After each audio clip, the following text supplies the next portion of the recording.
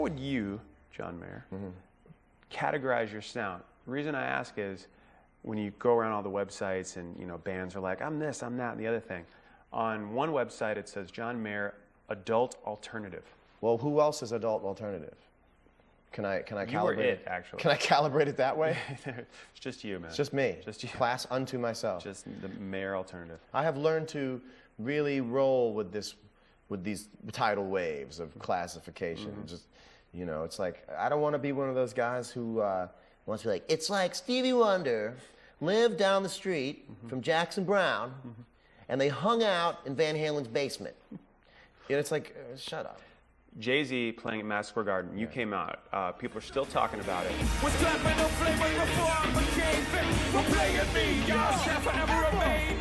Your performance was one of those moments where you were shredding.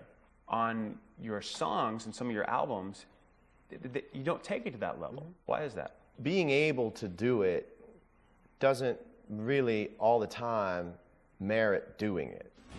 So yeah, there is a theoretical sort of high gear as a guitar player that I could go into, but it just doesn't really work for me all the time as the right thing to do.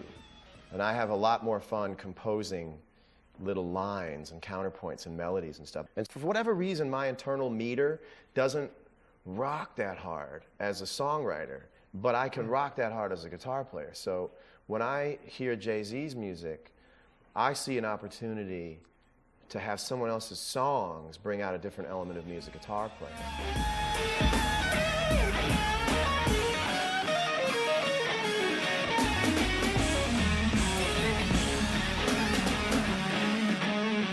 John Mayer, ladies and gentlemen.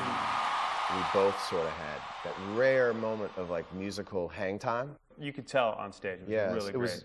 I mean, I really did sort of just use Twitter. I really invited myself to that concert by saying, I couldn't stop listening to DOA. And within a week, we had made contact. And Jay had said to me, well, I'm doing this show on September 11th. It's a charity event for the widows of the firefighters and policemen of 9/11. And it's so fun. I went, I'll be there. Let's do that. That sounds great. Not knowing or thinking that it's Madison Square Garden. I'm just thinking it's like Randall's Island. In my mind, I'm not picturing that I'm saying yes to playing at Madison Square Garden. But as soon as I say yes to that stuff, somebody letting you in on their song is like sacred ground for them. And so it begins this concept and this conceptualizing of what am I going to do on this person's song to make it better and to not weigh it down. Are you a big hip-hop fan? I am a hip-hop fan. I'm a fan of hip-hop when it's good.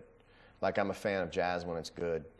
So I'm a fan of, call me greedy, but I like the best artists from every genre.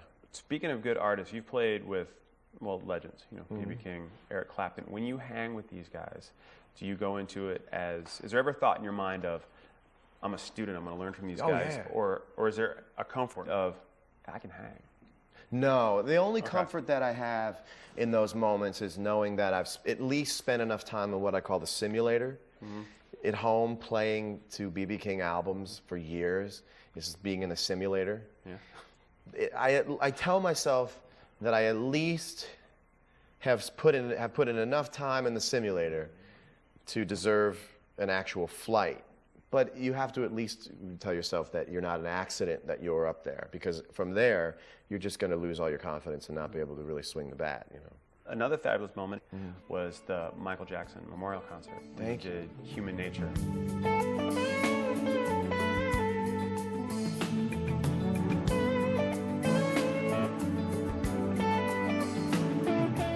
Why just instrumental? Because I'm not good enough to sing that song. It's not even in my range, but I don't have a restriction on range as a guitar player. I have a huge restriction on range as a singer, so I just figured if you could sidestep to the point where you're not even singing, but you could sing on the guitar, that might be the only way I could succeed at it.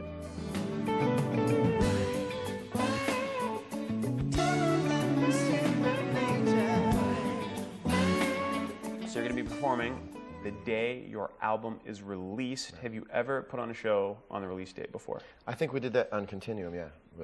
Did a show at Roseland. The great part about going out on a new tour and having a new record out is that you sort of relieve the other tunes of their duty and having to be the other tune, you know, having to be the record that you have out. So it's almost like I can take the songs from Continuum now and repurpose them in other ways because they're not, you know, they're not on deck. So I can sort of, it's going to be fun. Nobody wants to come to the show and hear Waiting on the World to Change or say the way that it was performed on the record.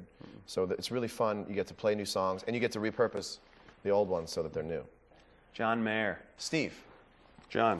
Far be it for me to say, that was a fantastic interview. Thank you. And it's Steve N.